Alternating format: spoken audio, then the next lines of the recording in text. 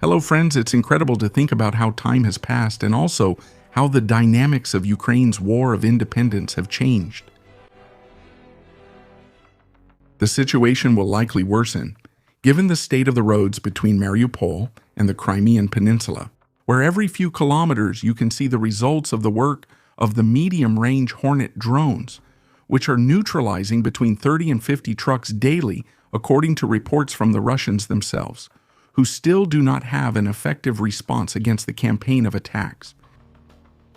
The drones apparently are prioritizing attacks against the truck cabins, which disables both the vehicle and the driver, both of which are very difficult to replace.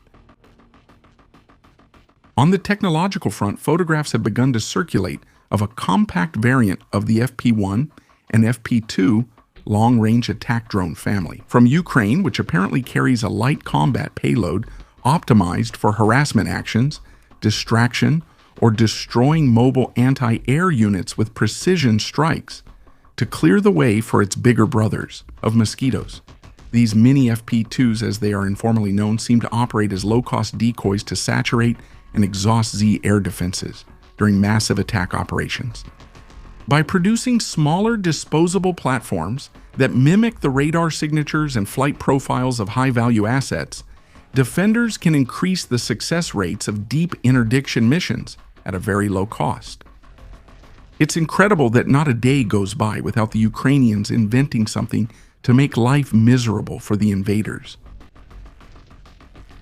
During the early hours of July, 3 operators from the Ukrainian Security Service carried out a nighttime operation against the Saki and Vardysky airfields in Crimea.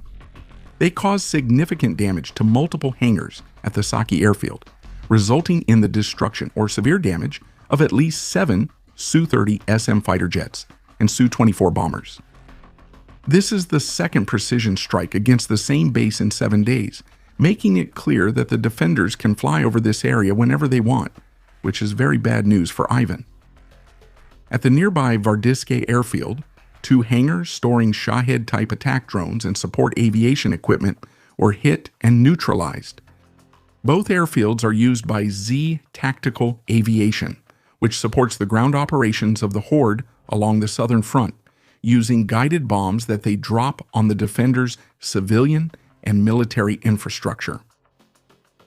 The operation is part of a broader effort against dozens of military targets in Crimea and occupied regions, focusing on destroying Russian air power in the area and disrupting the logistical chain that supports it. The success of repeated attacks against these well-defended bases indicates an evolution in swarm attack tactics, thanks also to an improvement in the quality of intelligence available for planning their raids. With fewer operational aircraft, the Ukrainians have managed to reduce the volume of threats over their cities and towns, since each destroyed hangar and its contents means fewer guided bombs and fewer Shahed drones flying toward Ukrainian territory. Also on the air front, the invading forces dealt a heavy blow to the Ukrainian Air Force by carrying out a precision attack with jet-powered Duran-type loitering munitions. 4 against the Bosny-Vosnesensk airfield in the Mykolaiv region on June 27, destroying at least 2 MiG-29 aircraft on the ground. In the video, you can see a reconnaissance drone observing one of the MiG-29S preparing to take off, with support equipment nearby, including a mobile power unit and a fuel truck. The moment when one of the Duran-4 drones launches an attack, destroying the fighter bomber and the support equipment.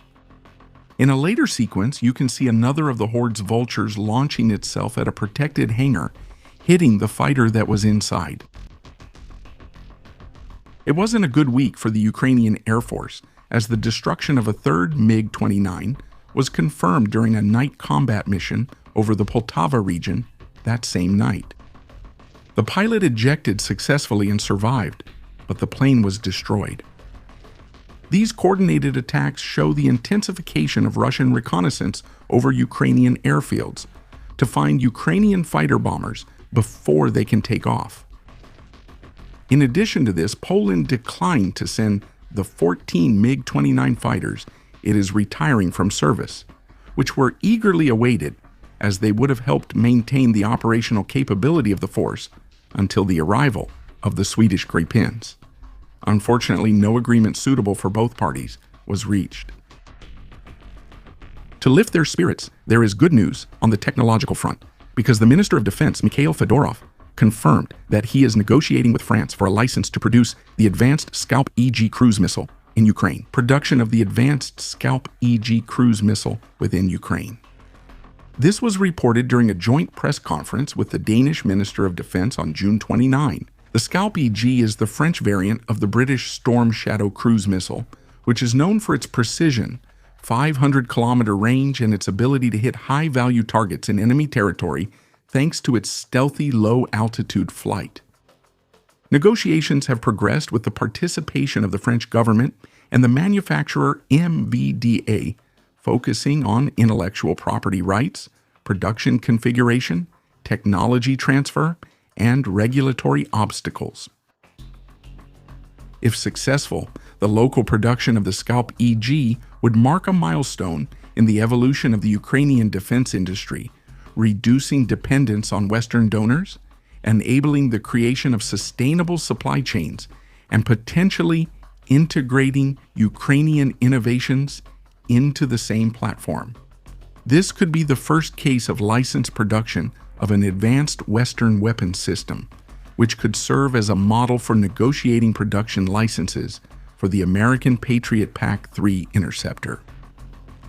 Speaking of that, more information has emerged about the massive horde attack on Kyiv, as the spokesperson for the Ukrainian Air Force stated that Russia is deploying a new generation of high-speed jet drones, practically around the clock, in coordination with older versions equipped with piston engines. These new variants use Chinese-made turbojet engines so they can reach speeds of up to 500 kilometers per hour, which makes them very difficult to intercept for Ukrainian mobile fire teams and interceptor drones, whose maximum speed is around 300 kilometers per hour. This forces the Air Force and anti-aircraft batteries to use their missiles, which are more expensive and harder to replace.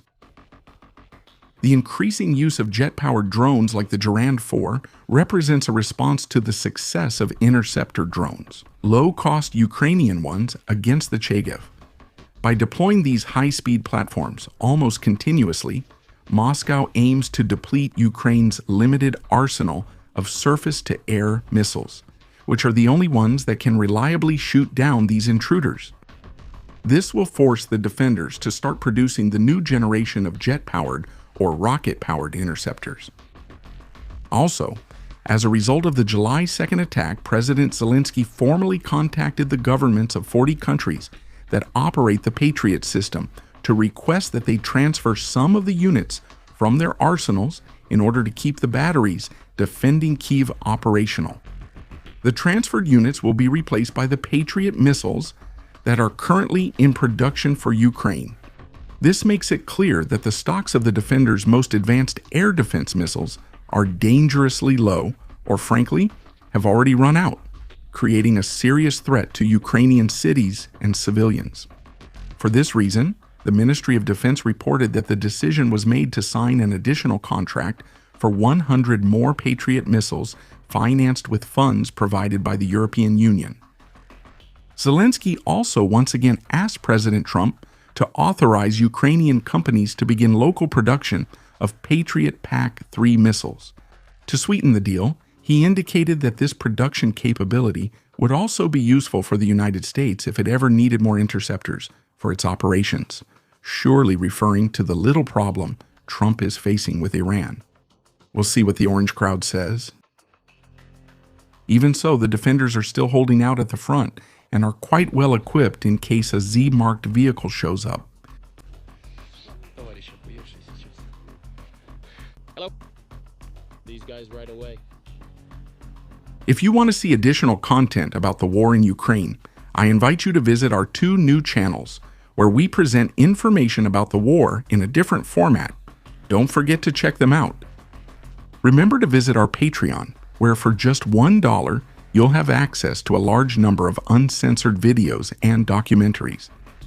Remember to like and subscribe to the channel.